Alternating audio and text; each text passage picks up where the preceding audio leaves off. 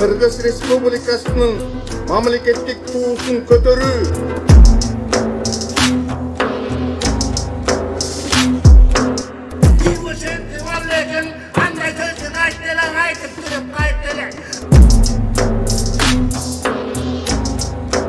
Илгертеде эле биздин ата-бабалардын өздөрүнүн туусу болуп келген. Кыргыз Республикасынын эгемендүүлүк күнүнө жана туунун 30 жылдыгына карата Ош облусунун аймактарында флагшток орнотуу тапшырмалары берилген. Анын негизинде бүгүн Кашкар кыштак айыл өкмөтүндө мамлекеттик белги орнотулду.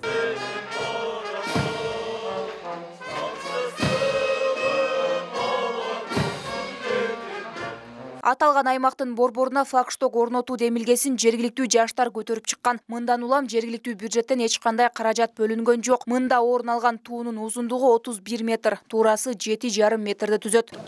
Эгемендүүлүгүбүздүн 31 жылдыгына арнап, Кашкар кыштагыбыздын ушу айылынын центрине тууну көтөрүштү туура деп чечтик.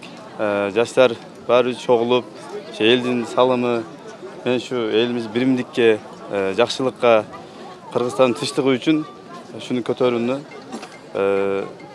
туура деп билдик. Демөөрчүлөр менен ички ушу демөөрчүлөрдүн колдоосунда курулуп, бүгүнкү күндө ушул айыл өкмөтүбүзгө өткөрүп берилди. Негизинен элибиздин маанайы бүгүнкү күндө жакшы. Кыргыз бул туусу жаштарды патриоттуулукка, сөзсүз патриоттуулукка үндөйт. Жаштарды ушул жерде Кыргыз Республикасынын герби, Кыргыз Республикасынын гимни жазылган. Президенттин Ош облусундагы ыйгарым укуктуу өкүлү Зиядин Жамалдиновдун айтымында 7 райондо тең флагшток орнотуу жана мамлекеттик тууларды алмаштыруу керектиги айтылган. Башка айылдарда дагы бул тапшырмалар аткарылып жатканын кошумчалады. Мен айтканым, ушул 7 райондо дагы ушундай флагштоктор орнотулат да. Эми бул эмнеге? Бул биринчи кезекте ушул биздин элдерибизди Кыргыз туусунун астында бириктирип, ынтымакка, мекенчиликке тарбиялоо боюнча болуп саналат.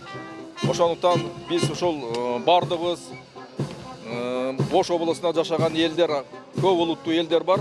Ошол көп улуттуу элдер бардыгыбыз Кыргыз туусунун астында биригип, бардыгыбыз ушул ынтымак жашоону каалайт элек ошол. Бул саамалык менен бирге аталган айылдын тургундары атайын азык-түлүк жарманкесин дагы уюштурушкан. Бул жерге жазы менен мээнет кылган дыйкан фермерлер өз эмгектерин үзүрүн алып чыгышкан. Ал эми кош майрамга келген жарандардын маанайы дагы көтөрүңкү болуп, жарманке базар баасынан бир топ арзан болгонун айтышууда. Бул туунун көтөрүлүшү мен айтат элем кут түштү. Элибизге береке берилди. Ушундай бир куттуу баяндуу эл болойлук. Ошонун белгиси мына жармерке. Мына бүтүн айыл чарба боюнча бардык продуктлар болуп атат. Өзүнүн баасынан төмөн сатылып атат. Бул дагы элдин колундагы береке бар экенин көрсөтүп атат да. Ошондуктан элибиз тынч болсун, бай жашайлык, тынчтыкта жашайлык, ынтымакта жашайлык, туунун астында биригейлик. Мына жылда ушундай кылып турса абдан сонун болот эле. Мына базар караганда товарлар жөндүү, жакшы. Элге мындай сүйкүмдүү, ылайыктуу болуп атат да эми. Бурункуга караганда. Эмне десем, ушу Кыргыз элибиз ушинтип өнүгө берсин. Байрактын алдында турган элдердин бардыгынын биримдиги деп түшүнсөк болот.